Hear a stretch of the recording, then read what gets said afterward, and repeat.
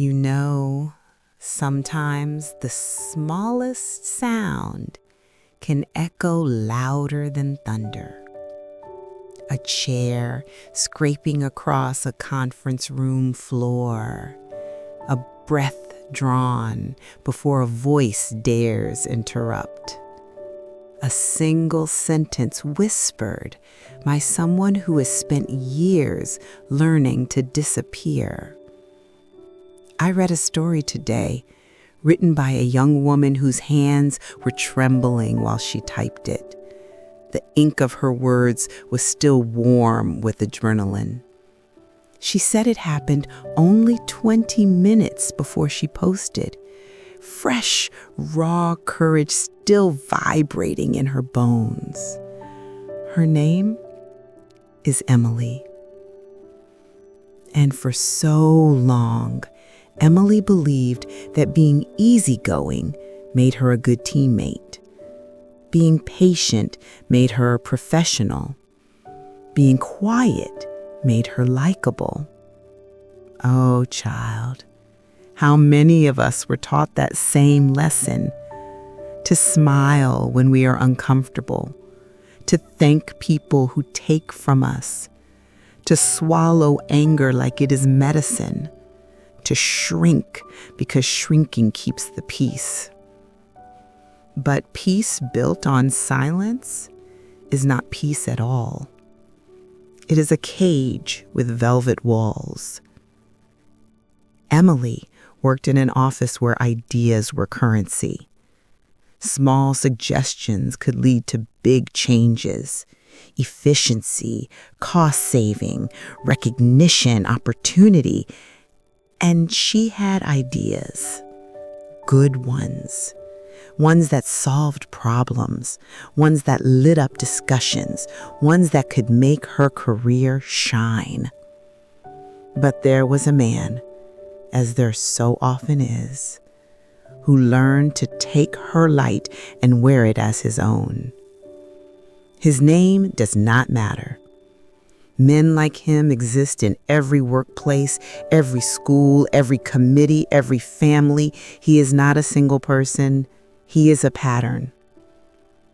He watched her offer her brilliance softly, privately, like one offers a gift, and then he learned how to steal it. There is a certain kind of thief who does not break windows or pick locks. He simply waits for someone raised to doubt her own worth. Month after month, Emily would share ideas in team chats and planning threads. She would gently propose solutions, thoughtfully, calmly, thoroughly. And 2 days later, her coworker would present that same idea, polished with a false smile, to the managers. The room would nod. The praise would fall on him like warm rain.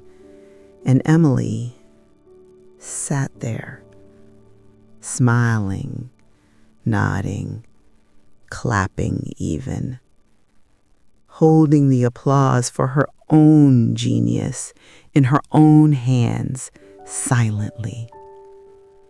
Oh, how we learn to betray ourselves long before others ever need to. But today was different. In their weekly meeting, he did it again. He took the work she stayed late perfecting. He stood there, confident, as if the idea had bloomed from his own mind, and something inside Emily cracked. Not broken, like a vase thrown to the floor. No, cracked, like an eggshell moments before life pushes itself outward. Growth does not always feel gentle. Sometimes it feels like a shattering. She interrupted him. A small interruption, just a few words, but they split the silence open like lightning split sky. Actually, she said, voice shaking, heart pounding, vision flickering, I think you're talking about the solution I shared on Tuesday." The room froze. Oh, I know that kind of quiet.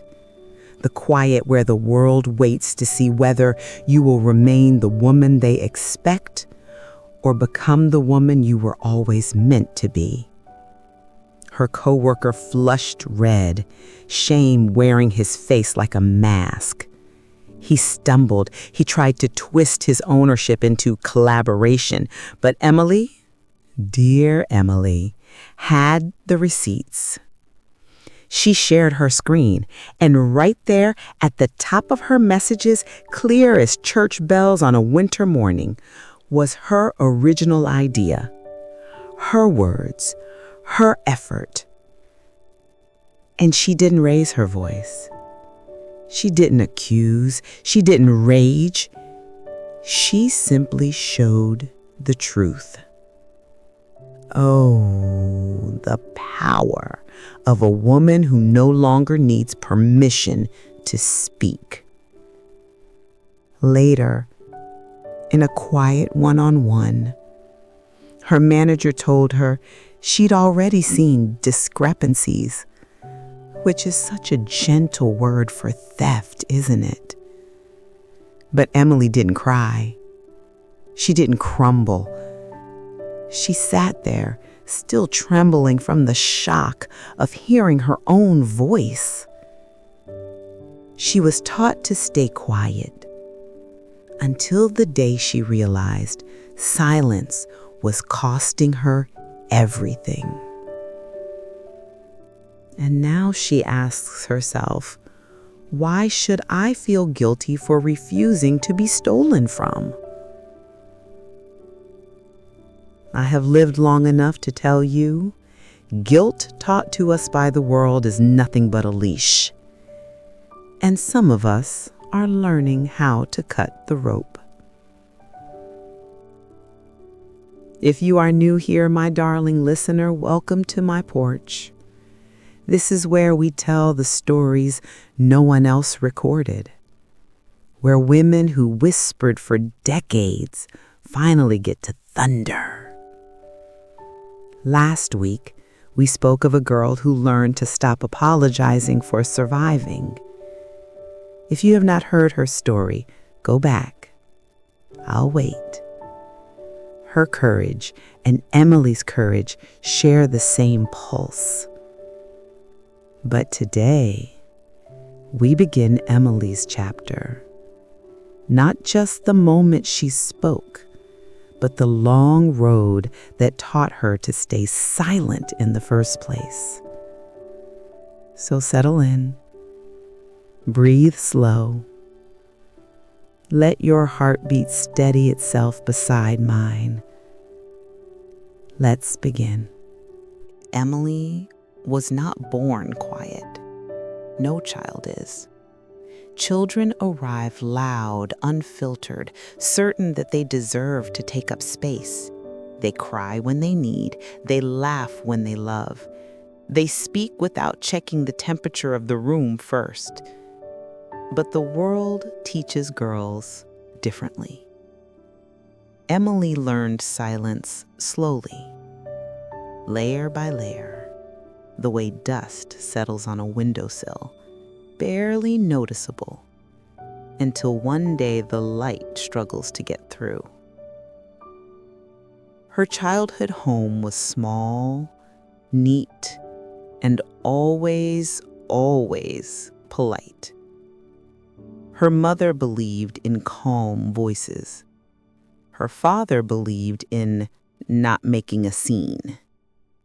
Their house did not argue, it swallowed. If Emily cried, her mother would kneel beside her and whisper, "Shh, don't upset your father." Not comforting, just containing. If Emily disagreed, her father would sigh and say, "Don't start." Not listening, just ending. If Emily succeeded, earned praise, attention, admiration, The family table fell silent until her mother said something like, "Well, let's not brag." So Emily learned. Speaking equals shame. Being seen equals danger. Her brilliance, a kind of rudeness. And rudeness was the worst sin a girl could commit. So when Emily grew older, when she entered school, when she formed friendships, when teachers asked questions, she did something remarkable and tragic. She learned how to dim herself. She spoke softly. She hesitated before raising a hand. She apologized before offering any idea, as though asking the world's permission to exist. But the world never gives permission. It only takes advantage of those who wait for it. And the world noticed.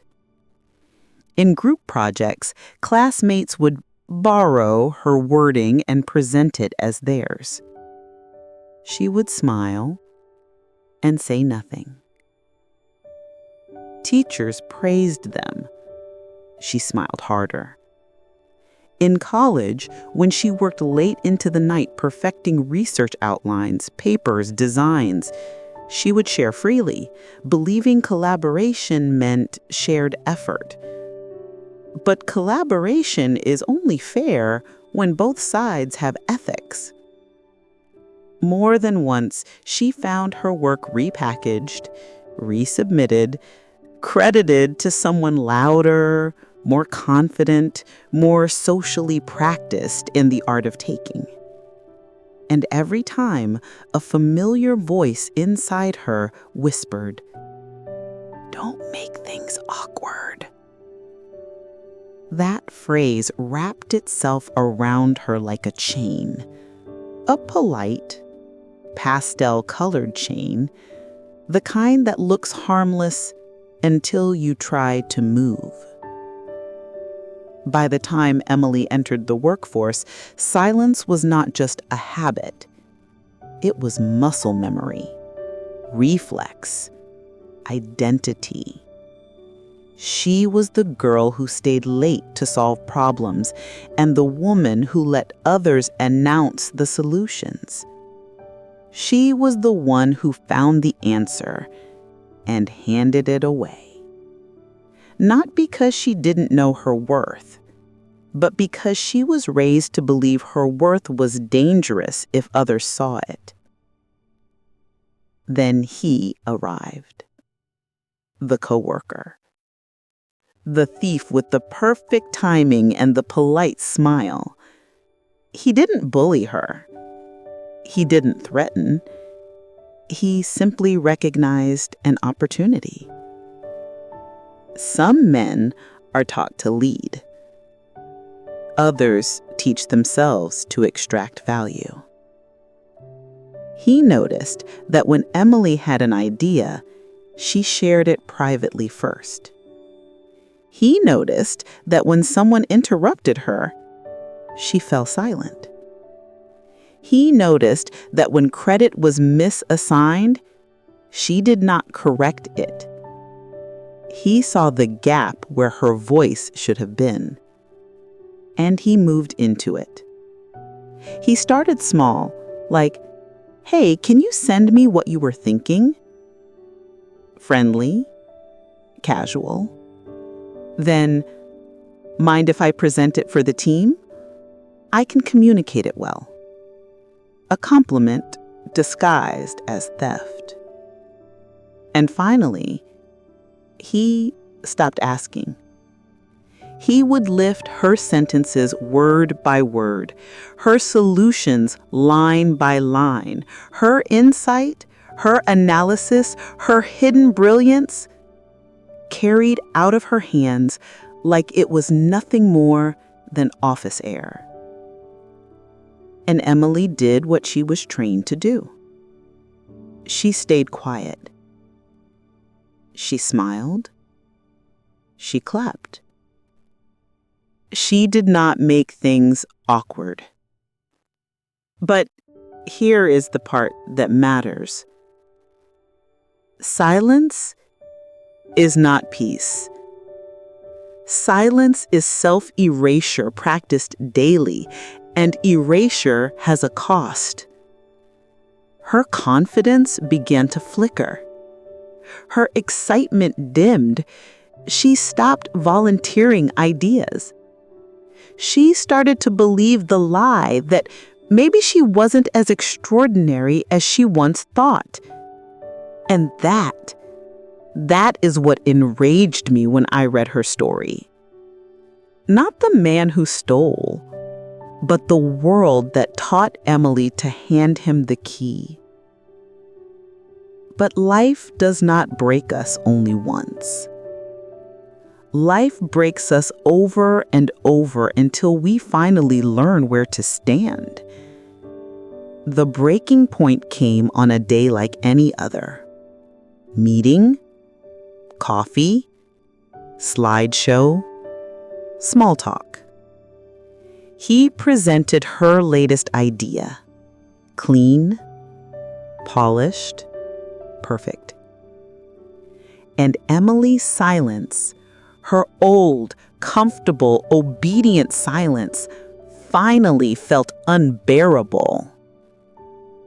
Not because she wanted revenge, but because staying quiet meant losing herself. And that is a cost no woman can pay forever. There is a moment in every woman's life when she realizes that being good has never protected her. Not once. Not in childhood, not in classrooms, not in offices, not in friendships, not in marriage. Compliance is not a shield. It is an invitation. And Emily, sitting in that conference room, pulse hammering in her neck, learned that truth in one blink of time. I want you to listen carefully now. The world does not reward silence. The world consumes it. When you do not name your work, someone else will. When you do not guard your brilliance, someone will pick it clean like scavengers over bone. When you do not speak, you are not being humble. You are being erased. And I say this without trembling. The world is full of men who have made careers out of recycled women. I do not say this with bitterness. Bitterness implies regret. I say it with memory, because Emily's story is not new. It is inherited, handed down through generations like a family heirloom no one wanted. Her mother taught her silence. Her teachers rewarded her silence. Her workplace exploited her silence. And when Emily finally spoke, her body shook like she was committing a crime. That is how deep the conditioning goes. Not fear of harm, but fear of being seen as difficult. Let me say it plainly. The word difficult has been used to control women longer than any chain, law, or doctrine. A woman with a boundary is called difficult. A woman who asks for credit is called difficult. A woman who refuses to make herself small is called difficult. I say, be difficult. Break the furniture if you must. Speak through their interruptions. Correct them in front of everyone. Make the room uncomfortable. Comfort has never protected you. In that moment, when Emily said, actually, that was my idea, the air changed. Not because of volume, not because of anger, but because truth spoken by a woman who has finally arrived in herself is seismic. She did not shout. She did not explain. She did not apologize. She simply named what was hers. And he, the thief, flushed red. Red not with remorse, but with exposure. Men like him are never ashamed of what they take, only ashamed when seen. And when Emily shared her screen, when the evidence appeared undeniable, something else happened in that room. No one defended him. Silence shifted sides. For once, it stood with her. Understand this. Courage is not confidence. Courage is action taken while your hands shake. And Emily shook so hard she thought she might vomit. But she did not break. Do you know what she broke instead? A pattern, a lineage of silence, a generational teaching that being good is more important than being true. And I will tell you something more. Once a woman speaks that first honest sentence, the one she has swallowed for years, she is never the same again. There is no going back to small. There is no returning to quiet. There is no shrinking once you have tasted your full size. So I say to every woman listening, do not wait until your throat burns. Do not wait until resentment poisons your blood. Do not wait until your brilliance is a rumor in someone else's mouth. Speak the first time. Speak the second time. Speak the third time. Let them call you difficult. You are not difficult.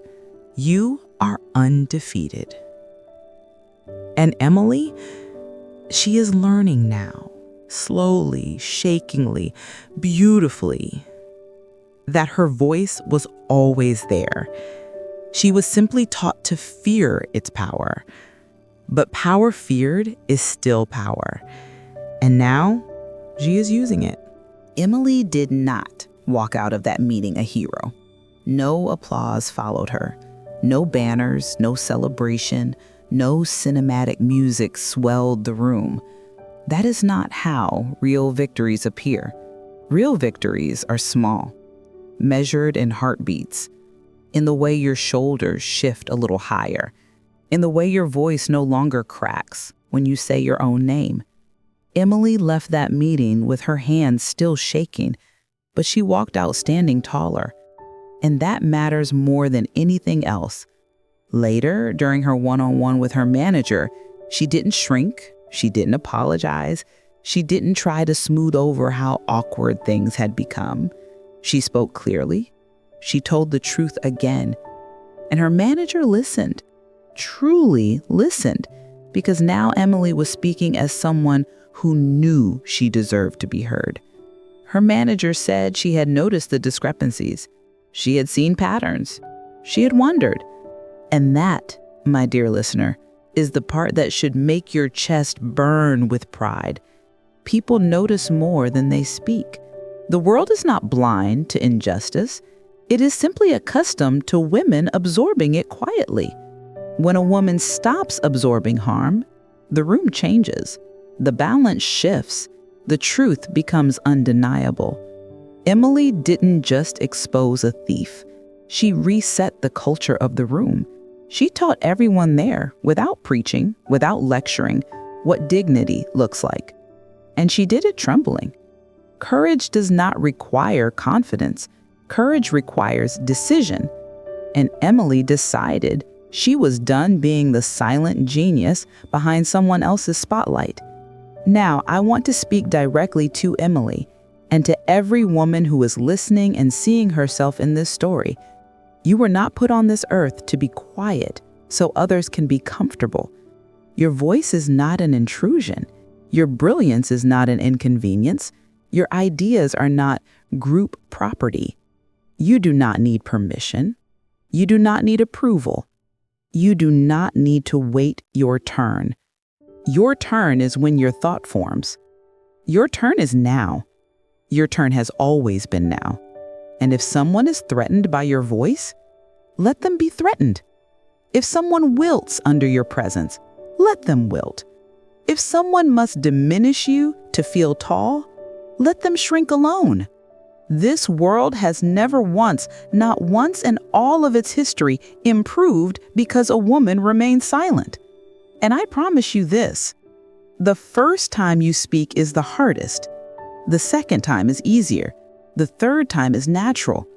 Soon, the world will turn to listen, not because of volume, not because of force, but because the truth, spoken with calm certainty, rearranges the room. Emily is not done. This was not a final victory. This was an awakening. And awakenings move slowly at first, then all at once. She will speak again. She will correct again. She will take up space again. Not because she has become someone new, but because she has finally stopped hiding who she already was. The world did not give her her voice back. She took it. And I am proud. Oh, I am so deeply proud, not of the correction she made, but of the woman she refused to stop being. Now, my dear listener, let us close this chapter, but do not put away your ears or your heart just yet. Emily's story lingers because it is not hers alone. It is the echo of every woman who has sat silently while her work, her ideas, her very presence was diminished, stolen, or overlooked. And while she has found her voice, there are many more voices waiting to be heard. Next week, I will tell you about another young woman, a woman who thought her life was already written until an unexpected betrayal forced her to rewrite every single page. She thought she was powerless. She thought silence was safe. But sometimes, dear listener, silence is the most dangerous place to hide. I'll show you what happened when she finally spoke, when the truth could no longer be contained. The lessons she learned and the courage she discovered are ones you might need for yourself. Remember, these stories are not just tales. They are maps. They are warnings. They are proof that even in the quietest corners, bravery can bloom. So keep listening. Keep your heart open. And when next we meet, you'll hear the story of someone who refused to stay invisible and changed everything. Until then, hold your own voice like it belongs to you, because it does.